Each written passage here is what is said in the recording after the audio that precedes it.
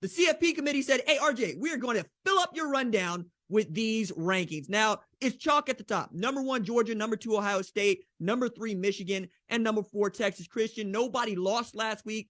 Most of those games were clunkers. Even Texas Christian had to come from behind to beat a Baylor team that might be at best mediocre, but that stays the same.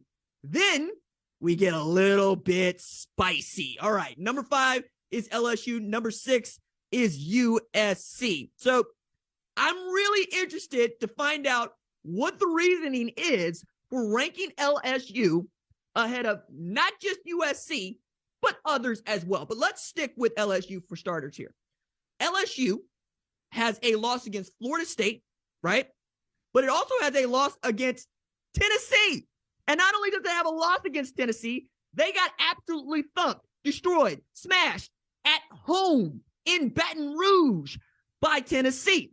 We're also talking about an LSU program that has as many losses as Tennessee, right? So I get that you want to reward LSU for beating up on Alabama, but not for nothing, Tennessee beat Alabama too.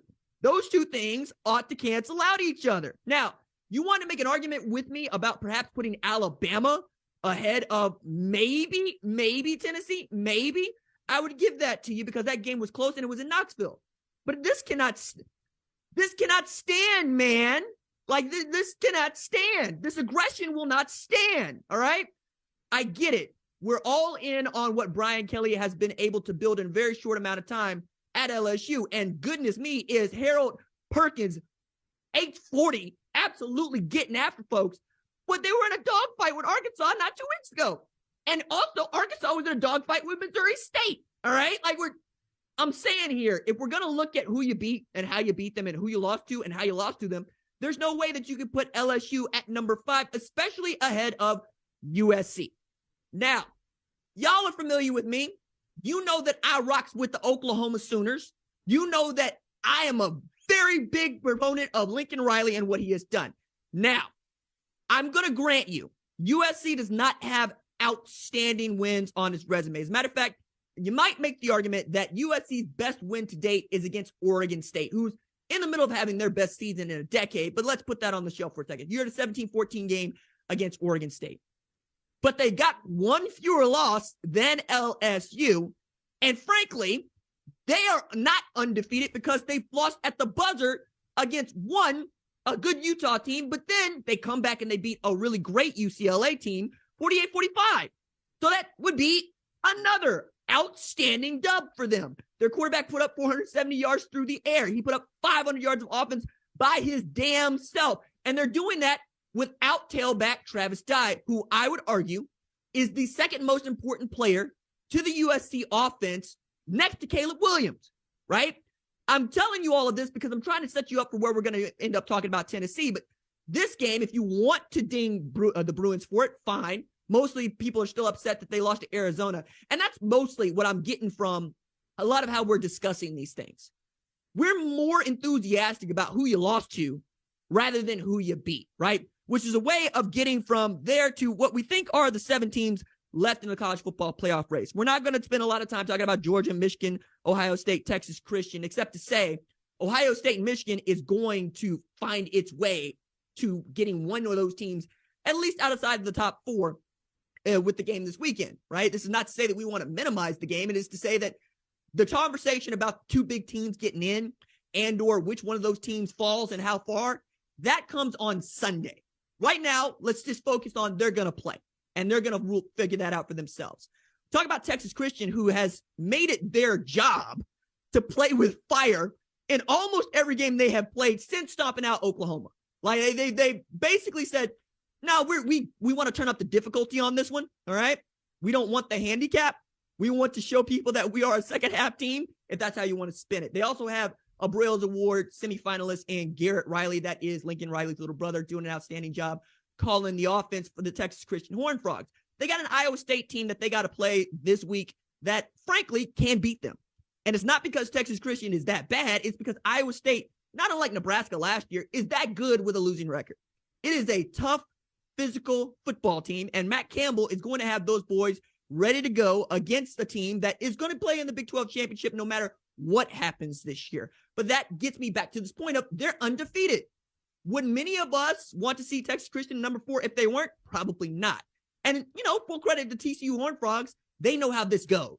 They know if you leave it up to the committee, they're going to do what they did just now, which is bought a team to number 5 that shouldn't be there in LSU. You're going to try to give that spot to a brand, right? Rather than a team that's good. We all know LSU won the 2019 national championship, but what the committee doesn't seem to understand or care about is that this is a doggone damn near overall football team with 2 more losses than that 2019 team, all right? I just don't get it. USC's got to take care of business this weekend because if they lose to Notre Dame, I don't think they're getting in, dog. Like, that's the other part about this. The committee has said to USC, no, you better win out, and you better hope that you win out in a way that makes us forget that LSU is playing Texas A&M this week and then playing in the SEC championship game, right? Now, that's another way of putting this. You're giving more credit to USC by saying, I think they can beat Notre Dame, and I think they can beat whether it's Oregon or not in the Pac-12 championship and finish as a 1-loss team than you are saying LSU can beat Georgia. However, they have set it up to where if LSU does beat Georgia, you're going to have some real problems here because we're going to be talking about an LSU team that frankly does not need to be in the college football playoff at all, given what we have seen so far from these other 4 teams. And that's how we get back to that Big Ten 2 teams getting in. But as we get further down the list, looking at Clemson, right, who checks in ahead of a Tennessee team. I got a hard time putting them ahead. I get the 2 losses versus 1, so I'm probably going to let that slide. But as I'm also looking at this, Notre Dame beat Clemson, right? Notre Dame beat North Carolina. So Notre Dame's got to win against the ACC champ. That's kind of fun, but it's not really what they're harping on here either. Because if you look at the rest of the rankings, you'll see that Notre Dame is down there around 15. And I'm just going, what are we respecting here? Are we respecting that Clemson won a national championship, 2 in the last 5 years?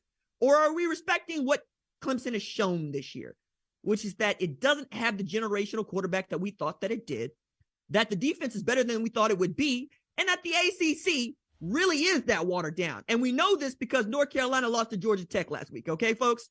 Like, we get it now. The ACC does not need to have its champion in this playoff this year. But we're also in a position where Clemson could backdoor itself into the playoff, given what might transpire to the teams in front of them. Now, 2 out of these 7 teams, including TCU and USC, have not played in the college football playoff ever. And I would very much like to see a new team in the playoff having the same opportunity to get in the dunker spot that everybody else does, like Oklahoma, and get, dunked on by Georgia. Now, if it's USC, it's familiar territory for Lincoln Riley, who maybe he's going to come out of that 4 spot if they give it to him at the end and shock us all, by not squib kicking against Georgia. I ain't forgot. That I'm holding on to. I'm holding on to that one forever. Like that, we're up 2 scores against Georgia in that game. Now, Lincoln and the boys get an opportunity to go in one way or another, try to avenge that if they get to that 4 spot. And Texas Christian is just the best story that is remaining in the season among some great stories, right? Texas Christian is undefeated. And the first time that they have been 11-0 since they last went 13-0 in 2010 and won the Rose Bowl. This time, they got a shot to play for a national championship if they just keep up their end. Beat Iowa State, beat Kansas State or Texas, depending on which one does what this weekend in the Big 12 championship game, and they can't keep you out the way they did in 2014. And that is still raw in Fort Worth. They know that it was them, Baylor, and Ohio State for that 4 spot. And the committee did what it has done tonight. They rewarded the brand. Now, Ohio State made everybody look good by going and winning the national championship that year. But if you are a Horned Frog, you like to think that, hey, put us in that spot with our team, we probably go do the same thing because that's how loaded it felt for Texas Christian, what Gary Patterson had been able to put together in that 2014. Thank you for watching the #1 college football show. Please remember to subscribe to the channel and like this video so that you don't miss any of the best college football coverage in America.